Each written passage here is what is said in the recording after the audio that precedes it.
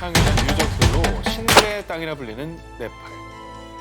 그런데 2015년 4월 25일 네팔 전역을 규모 7.8의 강진이 강타하고 맙니다. 이 지진은 세계문화유산인 바라하라 탑, 보드나트 불탑 등을 파괴시켰고요. 무려 8,000명의 생명을 앗아가고 말았습니다. 순식간에 절망이 땅이 된 끔찍한 재난. 건물 잔해에 깔려 꼼짝달싹할 수도 없이 갇혀버린 돌마 타망. 날카로운 파편에 찔려 온몸은 피투성이가 됐고요. 무거운 콘크리트 더미들은 돌마 타망의 숨통을 서서히 조여왔습니다. 하지만 어느 누구도 그녀를 구해줄 수 없는 상황. 그런데 잠시 후 돌마 타망은 극적으로 구출됩니다. 어떻게? 구조되고 왔나요? 오직 자신의 힘과 의지로 해낸 일이었습니다. 혼자? 건물 잔해에 눌려 의식을 잃어가던 그때 돌마 타망은 배 속에서 꼬물꼬물 아기의 태동을 느낀 겁니다. 오로지 아이를 구해야 되겠다는 일념 하나로 이를 악물고 자신을 덮친 잔해 더미를 정말 안간힘을 다해 걷어내기 시작했고요. 그리고 결국 무너진 건물에서 겨우겨우 탈출할 수가 있었습니다. 와, 진짜 대단하다. 아, 이게 바로 모성의 기적 아니겠습니까? 어떻게 깔린 네. 사람이 그걸 헤쳐나와요? 자, 결국 임시대피소에서 하루 이틀 식수도 식량도 부족한 그곳에서 무려 2주를 버텨낸 그녀. 때마침 보건소 상태를 조사하기 위해 신두팔족 지역을 돌던 일본 이동진료팀을 만난 돌마 타망. 아우, 다행이다. 결국 잔해더미에서 나와 무사히 병원으로 이송될 수 있었고요. 다음 날 건강한 사내 아이를 출산할 수 있었다고 합니다. 아우, 박수 한번 보냅시다. 예, 아우, 다행입니다. 작년 여름은 전 세계적으로 유난히 덥고 건조했습니다. 그래서 산불 소식이 많았는데요. 자, 그중에서도 2017년 6월 17일 포르투갈의 중부 지역 레이히아주에서 발생한 산불은 63명의 사망자를 포함해 무려 100여 명이 넘는 부상자를 낳았는데요. 자, 이 산불은 포르투갈 전역에서 60년간 발생한 산불 중 최악이었다고 평가할 정도였습니다. 그런데 그때 사면초가 같은 상황에 놀라운 기지를 발휘해 가족과 마을 주민 등 12명의 생명을 지킨 한 여성이 있었습니다. Rebentar, a impressão que eram as garrafas do gás. Era horrível. Os tronos aqui, eram as chapas das coberturas, pelos ares. 이 놀라운 사건의 전날, 수도 리스본에서 동북쪽으로 200km 떨어진 산악 지역에서 발생한 산불은 산비탈을 타고 다른 지역까지 급속도로 확산되었습니다. 이미 소방대원 수백 명과 소방차 160여 대가 출동해 산불과 사투를 벌였지만 불길은 사그라들 기미가 보이지 않았는데요. 자, 그래서 다들 구조만을 기다릴 수는 없는 상황. 하지만 고속도로 바로 옆 마을인 노데이리뉴의 주민들은 도로 진입로가 끊겨 꼼짝없이 마을에 갇히고 말았는데요. 이때 마리아는 포기하지 않고 탈출을 시도합니다. 자, 그러나 그녀는 혼자가 아니었죠. 거동이 불편한 95세 노모가 있었는데요. 엄마, 얼른 차에 타요. 이곳을 빠져나가야 돼. 애미는 늦었다. 너라도 얼른 도망가라. 하지만 절대 포기할 수 없는 딸의 의지는 불길만큼이나 끈질겼죠. 그런데 마침 그때 마리아의 눈에 포착된 이것. 뭔가요? 물탱크였습니다. 오. 자, 물탱크를 보고 불을 피할 수 있는 안전지대라고 생각한 그녀. 이윽고 그녀와 어머니 그리고 마을 주민을 포함한 12명은 이 물탱크에서 서로의 몸에 물을 끼얹으며 무려 6시간을 버텨냈고요. 무사히 가족과 주민들은 화마에서 벗어날 수 있게 되었다고 합니다. 아유, 다행이다. 그러니까 그 열기가 올라오고 그러니까 계속 물을 껴준 거예요. 게다가 불만 중요한 게 아니라 사실 열이 열이 컸어요. 중요해. 네, 이거에 당하는 사람이 굉장히 그렇죠. 많은데 마리아의 기지가 아니었다면 꼼짝없이 불길에 갇힐 뻔한 사람들. 자, 꼭 기억하시길 바라겠습니다. 그 어떤 재난에서도 절대 포기해서는 안 된다는 걸 말이죠. 2017년 8월 이탈리아 이스키아 섬 북부에 위치한 마을 카사미촐라 테르메를 강타한 규모 4.0의 지진. 여러 채 건물이 붕괴하면서 마을은 그야말로 아비규환이 되었는데요. 자, 그런데 이때 어른스러운 기지로 두 동생의 목숨을 구한 11살 꼬마 영이 있습니다. 자, 이 꼬마의 이름은 치로 마르몰로. 자, 치로는 생후 7개월 그리고 7살 난 동생들과 취침 준비를 하고 있었습니다. 자, 그런데 정말 예고 없던 지진이 발생하면서요. 순식간에 2층 집이 와르르 무너져 치로와 동생들은 건물 잔해 속에 갇히고 맙니다. 자, 자, 한편 사고 직전 욕실과 주방에 있던 부모님은 구조대의 도움으로 창문을 통해 가까스로 빠져나올 수 있었는데요. 하지만 문제는 삼형제. 켜켜이 쌓인 건물 잔해더미에서 몸집이 작은 어린 삼형제를 찾아내는 건 매우 어려운 일이었습니다. 그렇게 삼형제의 생사를 가르는 시간이 속절없이 지나고 있을 무렵 이 시그널의 정체는요, 11살 맏형인 7호가 빗자루 손잡이로 큰 시멘트 잔을 톡톡톡 치면서 자신들의 위치를 알린 소리였어요. 아우 다행이다. Lo so perché stiamo arrivando, Marco! Stiamo arrivando, non ti preoccupare! 그래도 똑똑하네요. 그렇죠. 결국 7호의 기지 덕분에 구조대는 삼형제가 파묻힌 위치를 파악할 수 있었고요. 지진 발생 7시간 만인 새벽 4시. 생후 7개월인 동생을 먼저 구출. 뒤이어 7시간 뒤인 오전 11시엔 7살 동생을, 그리고 맏형 7호는 제일 마지막으로 지진 발생 16시간 만에 구조될 수 있었습니다. 아유 어른스러워라. 본인도 얼마나 놀랐었겠습니까. 근데 당시 같은 방에서 자고 있던 둘째 동생을 깨워서 침대 밑으로 데려가 피신을 먼저 시켰던 겁니다. 대단하다. 자, 위기의 순간 놀라운 기지로 동생의 목숨을 구한 꼬마영웅 7호. 아주 칭찬해. 2021년 5월 미국 플로리다주 스티브는 아이들과 함께 강가로 휴가를 떠났는데요. 정박한 보트에서 아빠 스티븐이 낚시를 하는 사이 7살 아들 체이스와 4살 딸 에비게일은 수영을 하며 놀고 있었습니다. 자, 그런데 갑자기 아이들을 덮친 급류. 딸 에비게일이 거센 물살에 휩쓸려 떠내려가자 깜짝 놀란 아빠 스티븐은 급하게 물에 뛰어들었습니다. 하지만 위협적으로 휘몰아치는 강물에 점차 멀어지는 에비게일. 물에 빠진 에비게일의 목숨이 위태로워졌습니다. 급박한 상황에 아빠 스티브는 결국 힘든 결정을 내렸습니다. 체이스, 너라도 먼저 강가로 몸을 피하고 도움을 청해. 아빠가 에비게일을 구할게. 아들, 사랑한다. 물살은 계속해서 그들을 집어삼킬 듯 위협적이었던 상황. 7살 어린 소년의 어깨에는 가족을 살려야 한다는 막중한 책임감이 주어졌습니다. 이에 체이스는 이를 악물고 멀리 떨어진 강 기슭까지 죽으림을 다해 헤엄치기 시작. 정말 무서웠어요. 물살이 반대 방향으로 흐르고 있어서 수영하기가 정말 힘들었어요. 그렇게 체이스는 약 1.6km의 거리를 물살과 씨름하며 무려 1시간 동안 수영. 7년의 삶 중 가장 치열한 일생일대 사투를 벌였습니다. 와, 저걸 어떻게 하냐. 수영장에서도 그 정도 하면 어렵지. 어렵지. 잔잔한 그냥 물에서 되는 거. 힘들지. 잔잔한 물도 쉽지 그리고 않아. 옷을 7살. 입고 있잖아요. 7살인데. 옷을 입고 수영하면 훨씬 힘들다고 또. 야, 이게 오로지 그 가족을 구해야겠다는 일념으로 용기와 초인적인 힘을 낸 거예요. 죽음의 위기를 넘나든 1시간의 사투 끝에 체이스는 다행히 강기슭에 도착을 했고요. 곧장 가까운 집으로 달려가 도움을 요청했습니다. 신고를 받은 구조대는 수색 끝에 사고 지점에서 약 3km나 떨어진 지점에서 표류 중이던 아빠와 여동생을 발견. 다행이다.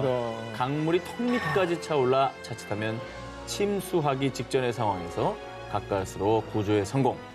작디 작은 몸으로 가족을 살려낸 체이스의 이야기를 접한 사람들은 귀여운 영웅이 나타났다라며 체이스의 용기를 칭찬했습니다.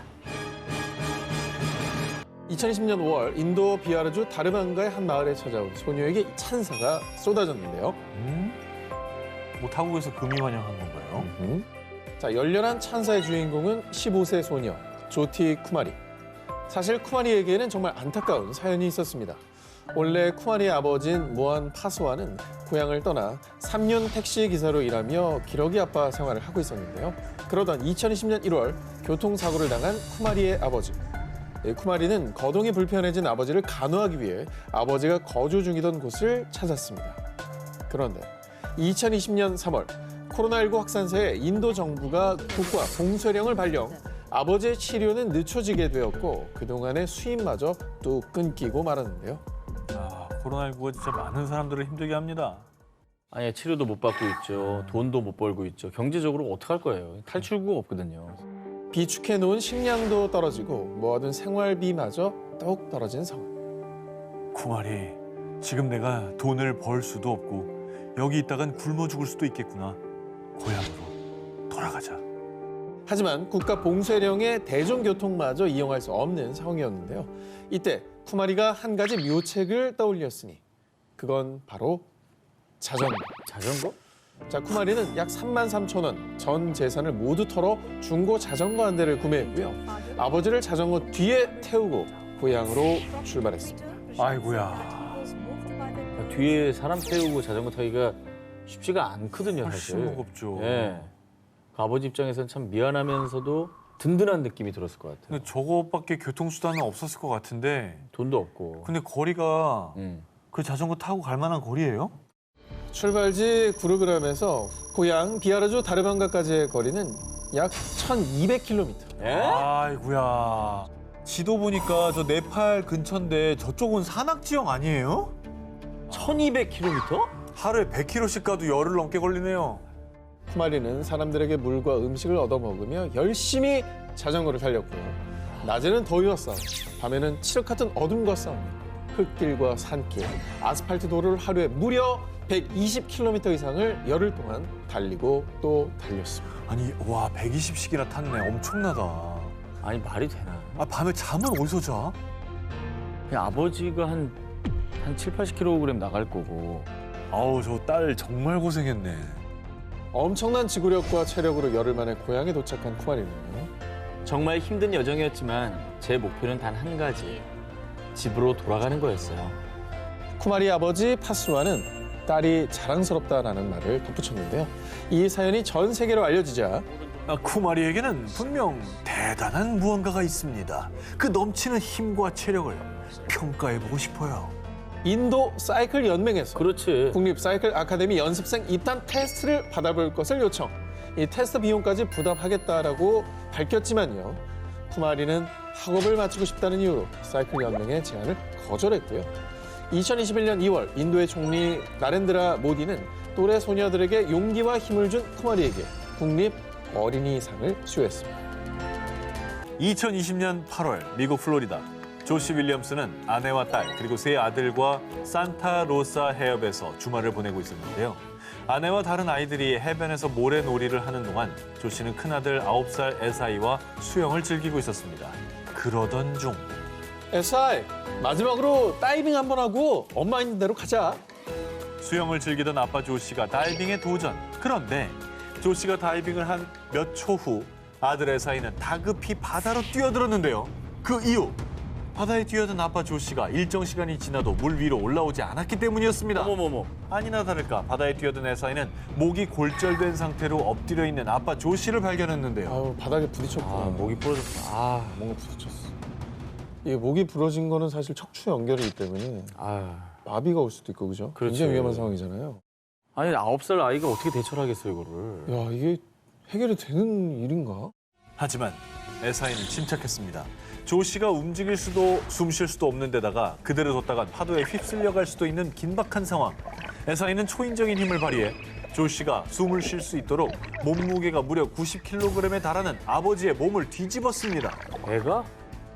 아니, 근데 이게 가능한가? 90kg의 건장한 성인 남성을 아이 혼자 뒤집는다? 그렇죠, 그렇죠. 그것도 쉽지가 않은. 좀 도와주면 모르겠는데 어. 본인의 힘만으로 한 거잖아요. 꼼짝도 안 할 것 같은데. 그리고 순간 그런 판단을 내리기도 굉장히 당황스러웠을 텐데 냉정하게 어쨌든 기도를 확보한 거 아닙니까? 그렇죠. 엎드려 있으면 위험하잖아요. 그렇죠? 그렇죠. 골절이니까. 아 근데 어떻게 됐어요? 이게 일단 눕혔으니까 네. 구조 요청을 했겠죠? 뭐 에사이는 곧바로 구조 요청을 하려 했습니다. 하지만 저기요, 여기 사람이 다쳤어요. 아무도 없어요? 아무리 큰 소리로 도움을 요청해도 부둣가 해변과 멀리 떨어진 탓에 그 누구도 대답하지 않았는데요. 어떡해. 아빠의 생명이 위험해질 수 있는 절체절명의 상황. 결국 에사이는 아빠를 구할 사람은 자신밖에 없다고 판단해 젖먹던 힘을 다해 조시를 끌고 해안 쪽을 향해 수영하기 시작했습니다. 조 씨를 끌고 수영을 했다고요? 아버지를 끌고 에이. 아, 수영장도 아니고 바다라면서요. 파도 바다에서. 치는데. 실제 있었던 일입니다. 아니, 9살이? 와. 몸무게 90kg에 달하는 아빠를 끌고 열심히 수영한 에사이. 해안 쪽에 어느 정도 가까워지긴 했지만 점점 지쳐가기 시작했는데요. 바로 그때 에사이와 조 씨를 발견한 사람들이 몰려들어 아이고. 조 씨와 에사이는 무사히 구조될 수 있었습니다. 조 씨는 곧바로 병원으로 이송돼 긴급 수술을 받았고요. 다행히 후유증이나 큰 장애가 남지는 않았다고 합니다. 에사이 또한 약간의 통증만 호소했을 뿐 큰 부상은 없었다고 합니다. 2006년 2월 캐나다 퀘벡주 이부지비크라는 작은 마을에 살던 41살 여성 리디아 앙기우는 마을 하키 경기가 끝난 뒤 7살 아들과 마을 회관 근처를 지나고 있었는데요. 그런데 그때 갑작스럽게 주변 아이들이 앙기우 쪽을 보며 비명을 지르기 시작했습니다. 놀란 앙기우가 뒤를 돌아봤을 때 믿을 수 없는 광경이 펼쳐졌는데요. 그녀의 아들은 무언가의 위협을 받고 있었고 그 정체는 무려 320kg에 육박하는 북극곰이었습니다. 바로 코앞에 북극곰이 온 거예요? 아 근데 이제 뭐 멀리 있는 것도 아니고 눈앞에 나타났잖아요. 너무 위험한 곰이 아마 달리기가 뭐 시속 50인가 60인가 이럴걸요. 엄청 빠르고 못 도망가요, 사람이. 북극곰은 세계 최고의 육식 포식자로 불릴 만큼 포악하기로 악명이 높은 동물입니다. 그런 북극곰이 자신의 아들을 위협하는 모습에 이성을 잃어버린 앙기우. 주변 아이들에게 도망치라고 소리친 뒤 아들을 붙잡고 있던 북극곰에게 무작정 갈길질과 주먹질을 하기 시작했습니다. 와, 이게 된다고? 자, 무기 없이 이 마음은 너무 공감이죠. 저도 만약에 그렇게 했을 거예요, 전. 앙기우의 공격을 받은 북극곰도 가만히 있지 않았습니다. 그대로 앙기우의 얼굴을 강타. 그 바람에 그녀는 뒤로 넘어지고 말았는데요. 북극곰의 앞발은 내려치는 힘만 약 1톤입니다. 그런 북극곰의 앞발에 맞아 엄청난 고통을 느꼈음에도 앙기우는 정신을 잃지 않고 뒤로 넘어진 채로 계속해서 발을 휘두르며 북극곰을 발로 차며 방어를 이어갔습니다. 그 바람에 뒤로 나자빠진 북극곰은 완전히 분노에 찬 모습으로 앙기우에게 공격적으로 달려들려고 했는데요. 그런데 그때 아니, 저게 무슨 일이야?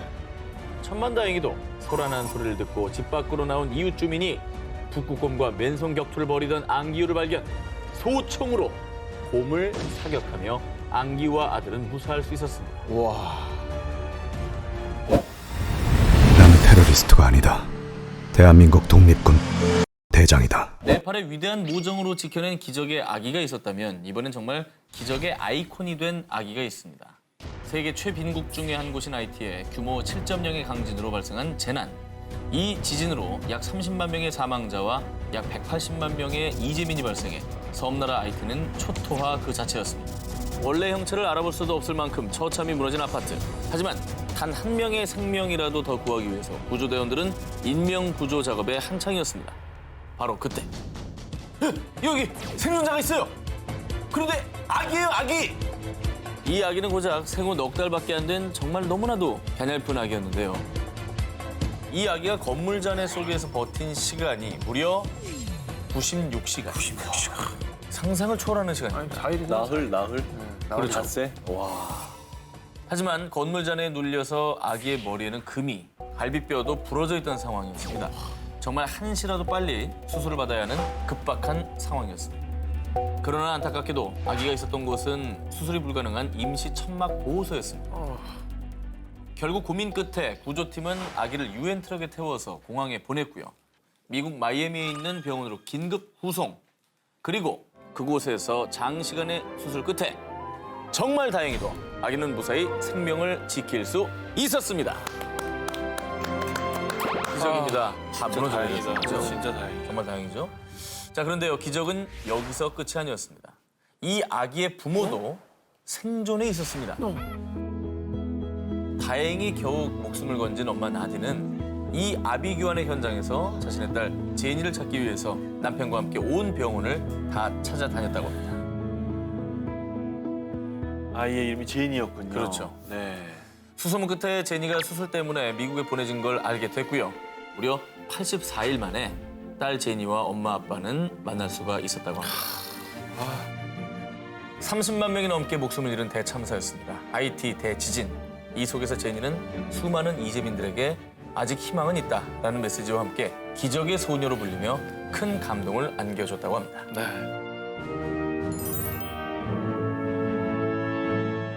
2008년 5월 중국을 강타한 스촨성 대지진.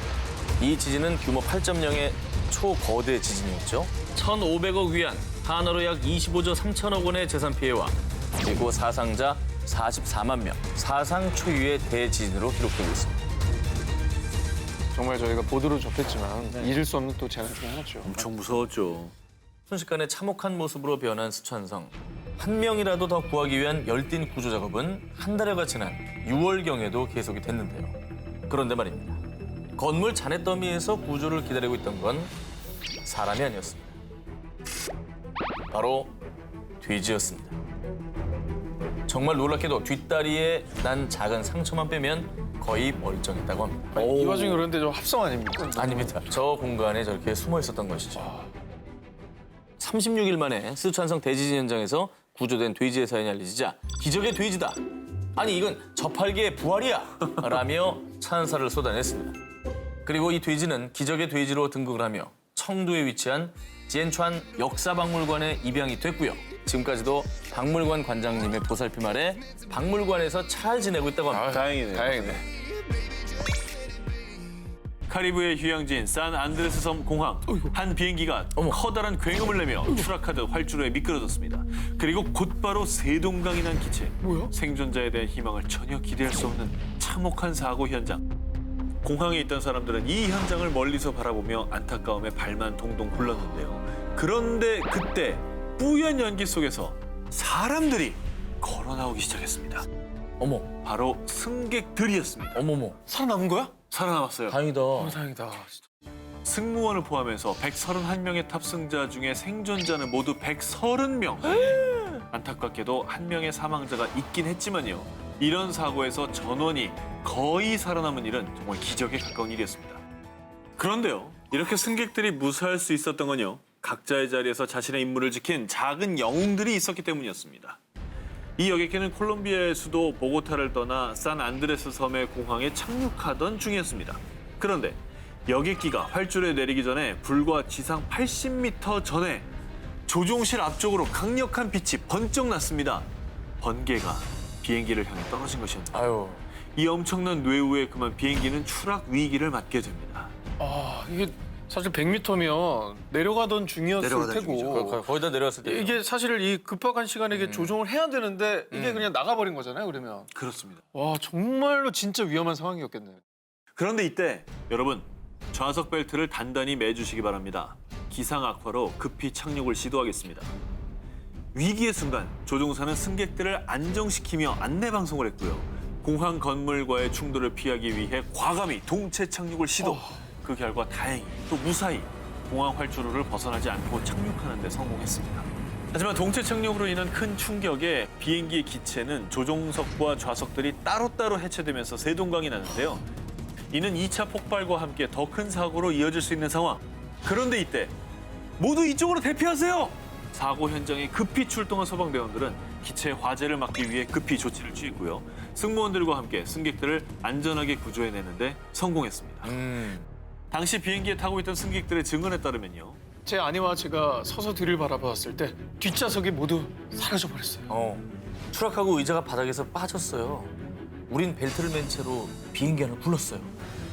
크고 작은 부상은 있었습니다. 하지만 기장과 승무원 그리고 긴급 출동한 소방대원들의 긴급 대처로 큰 사고를 막고 소중한 생명을 지킬 수 있었다고 합니다.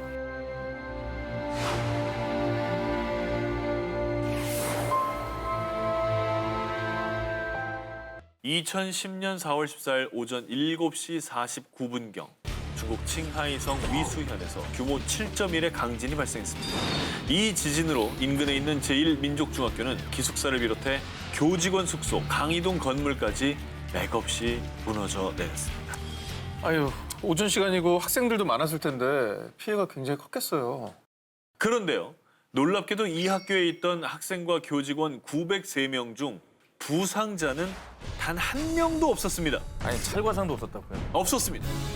말이 됩니까? 사망자도 없습니다. 아니, 지진이 뭐 3, 4도 아니고 7이라면서요. 7이죠. 이 대규모 강진이 발생하기 2시간 전 모두 밖으로 나가세요. 어서 일어나. 집합! 집합! 한 남자가 외치는 다급한 목소리에 학생들은 영문도 모른 채 모두 일어나서 밖으로 나왔습니다. 전교생을 깨운 이 남자의 정체. 누구예요? 제1민족중학교의 부교장 엘리 도어더였습니다. 그는 숙직하던 중에 평소와는 다른 이상한 낌새를 느끼고 잠에서 깼습니다. 대단하다. 그런데 불과 1시간이 조금 지났을 무렵에 땅이 움직이고 산이 흔들리기 시작했습니다. 이윽고 벽돌 건물인 기숙사는 바로 주저앉았고 세상에. 학교 건물 지붕도 맥없이 떨어지고 말았습니다. 피신하지 않았더라면 전교생이 저 안에 갇혀서 처참한 참변을 당했을 뻔한 거죠. 그 혹시라도 말 안 듣고 그냥 누워 있는 애들이 있었으면 큰일 날 뻔한 거 아니야? 근데 뭐 다행히 한 명도 없었던 거죠. 전원 구조니까. 한편 옐리 도더 부교장이 이런 기지를 발휘할 수 있었던 까닭. 2년 전에 있었던 중국 쓰촨성 대지진 이후에 수시로 지진에 대비해 연습을 해왔는데 정말 학생들이 무사해서 다행입니다. 사실 그냥 이런 경험을 헛되이 이렇게 넘긴 게 아니라 다 기억하고 있다가 그 기지로 이제 학생들을 살린 거잖아요. 그렇죠. 형형색색의 트리와 거리마다 울려 퍼지는 캐럴, 가족들과 함께하는 행복한 연휴 크리스마스. 그런데 이 크리스마스의 여운이 채 가시지도 않은 그날 세계를 큰 안타까움에 빠뜨린 대재앙이 일어나고 맙니다. 바로 지난 2004년 12월 26일 인도네시아를 덮친 거대한 쓰나미. 아유, 쓰나미. 이 일로 쓰나미란 용어가 많은 분들께 알려지기도 했었죠. 맞아요. 예. 당시 인도양 쓰나미로 희생된 목숨만 23만 명. 그중 인도네시아 수마트라 섬 북부에서만 무려 17만 명의 부상자와 이재민이 발생했는데요. 이때 수마트라 섬 북부 아체에 살고 있던 세프티 랑구티의 가족도 이 불행을 피해갈 수 없었습니다. 갑작스럽게 집을 집어삼킨 지진과 해일에 4살 난 딸 자나와 7살 배기 아들 아리프가 쓸려간 건데요. 남편 세프티 랑구티와 아내 자말리아는 남매 행방, 아니 생존 여부조차 알 수 없어 무척 괴로워했고요. 쓰나미에 휩쓸려간 자식들을 찾기 위해 온 동네에 전단도 붙이고 또 정부에 찾아달라고 요청하는 듯 밤낮 없이 매달렸습니다. 그렇게 한 해 두 해를 보내며 자녀들을 찾아 헤맨 시간만 10년. 하지만 희망을 버릴 순 없었는데요. 자, 그러던 어느 날 누나, 나 지금 자나랑 똑같이 생긴 여자를 봤어. 자말리아의 동생이 잃어버린 조카와 똑 닮은 소녀를 목격했다고 한 건데요. 소녀의 현재 나이는 14살. 자말리아의 딸이 4살이었을 때 행방불명되었으니 나이도 이게 딱 맞는 겁니다. 맞네요. 자, 그리고 이 소녀는 자신이 쓰나미에 휩쓸렸다가 한 어부에 의해 구조된 거라고 얘기를 한 건데요. 그래서 그 말을 듣자마자 한달음에 소녀가 있다는 섬으로 달려가 극적인 만남을 가진 부부. 소녀를 마주하자마자 한눈에 자신의 딸임을 느꼈다고 합니다. 또 부부의 딸 자나 역시 엄마 자말리아에게 안기는 순간 마치 오래전부터 함께 지내었던 것처럼 익숙하고 편안한 기분을 느꼈다고 합니다. 아이고. 말 한마디 안 섞고도 보자마자 이렇게 끌어안고 서로가 엄마, 딸임을 알 수 있다는 것 자체도 기적인 것 같아요. 그러니까 서로의 얼굴만 봐도 아는 이게 거죠. 내 엄마인 줄 아는 거죠. 표정만 봐도. 자, 그런데 이 가족에게 일어난 기적이 여기서 끝이 아닙니다. 자, 이 가족에게 또 한 번의 기적이 찾아오게 되는데요. 아들? 그렇습니다. 아들? 자, 10년 만에 극적으로 만나게 된 딸 자나는 오빠를 회상하며 이런 말을 합니다. 제가 떠나려갈 때 분명 오빠를 봤는데 그 뒤로는 만날 수가 없었어요. 그럼 이제 그 오빠도 어딘가 살아있을 수 있는 거 아닙니까? 또 다른 집에서 저렇게 살고 있을 수 있는 그러니까. 거죠. 예. 그렇죠. 자, 그 말을 듣고 한 줌의 희망을 품게 된 가족들. 그런데 2달 뒤 서수마트라주의 타야 쿰부시에서 한 통의 전화가 걸려온 겁니다. 여보세요? 혹시 자말리아 씨 댁인가요? 제가 댁에 아드님을 보살피고 있는 것 같아요. 자, 인도네시아에서 카페를 운영하는 한 여성의 전화였습니다. 자, 이게 어떻게 된 일이냐? 쓰나미로 가족과 떨어져 고아 아닌 고아가 된 아리프. 이 소녀는 지난 10년 동안 거리를 떠돌며 노숙 생활을 해왔던 겁니다. 어머. 자, 그래서 전화를 준 카페 주인이 이 소녀를 불쌍히 여겨 음식과 옷가지들을 갖다 주며 보살폈는데, 그런데 정말 우연히 TV에서 10년 만에 부모를 되찾은 자나의 사연을 보던 중 노숙소년 아리프의 사진을 함께 보게 된 겁니다. 세상에.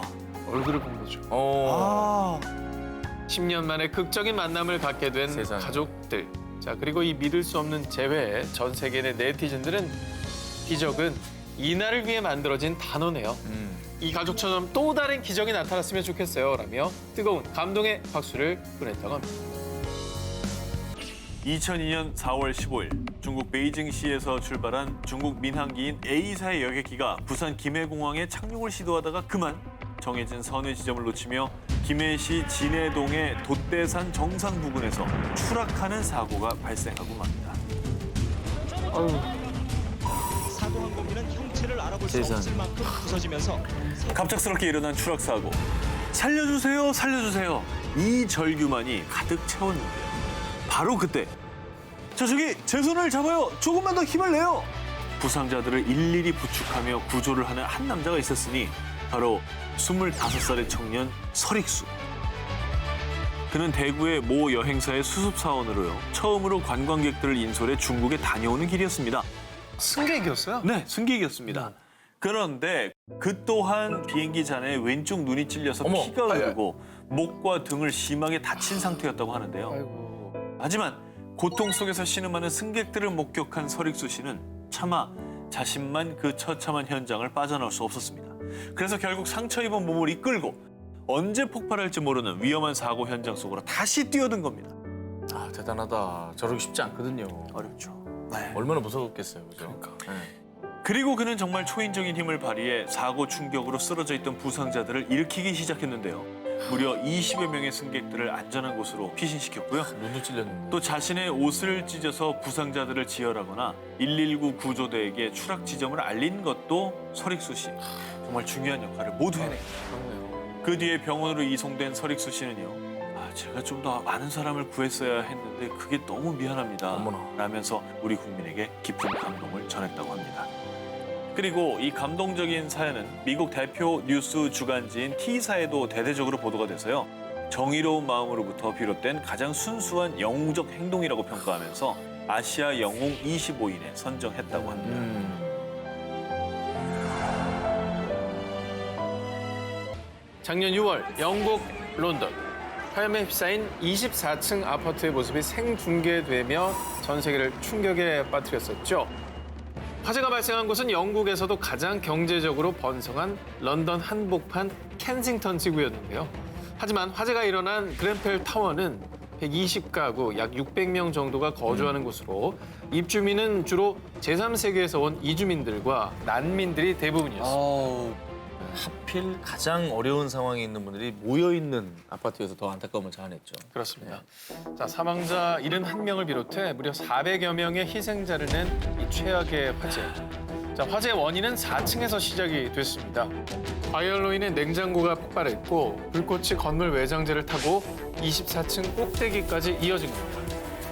자, 소방차 40여 대와 소방관 200여 명이 투입됐지만 불길을 잡기엔 역부족. 결국 50분 만에 그ren펠 타워는 완전히 타버려 흉측한 몰골로 남고 말았는데요. 좀 더 빨리 진압할 수 있지 않았을까 싶은데 그럴 수 없었던 뭐 이유가 있습니까? 네, 자 켄싱턴 지구 화재 참사를 막을 수 없었던 건 소방차가 들어갈 수 있는 아파트 진입로가 고작 한 곳뿐이었고요. 그ren펠 타워의 외장재는 화재에 매우 취약한 저렴한 소재를 사용했습니다. 아이고. 또 알루미늄 사이에 플라스틱의 일종인 가연성 폴리에틸렌을 넣어서 불이 더 쉽게 옮겨 붙었던 겁니다. 자, 그리고 무엇보다 더 충격적이었던 건 스프링클러나 화재 경보기 같은 화재 대비 설비가 전혀 없었다는 거였습니다. 그러니까 고장난 것도 아니고 아예 없었다는 거잖아요. 그야말로 뭐 예고된 인재였던 건데요.